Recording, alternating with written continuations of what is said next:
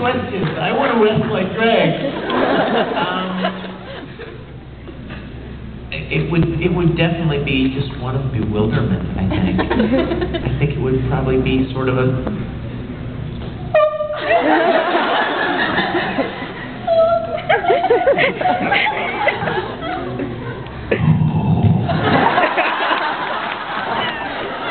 Not jump. Okay, quick, another question. Yes, sir.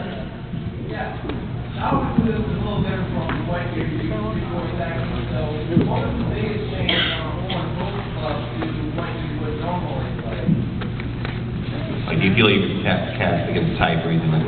Is that what you're asking? Like, what's a lot different about the role you have versus some of the other ones or something like that? I don't. You know what? I don't think this is really out of the ordinary from what we do. Honestly, I mean, Vic and I have, and I know Mr. McFarlane has worked on several really weird, over-the-top comedies.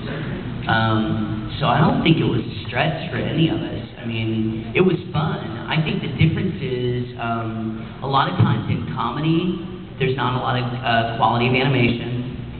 There's not as much thought to the story.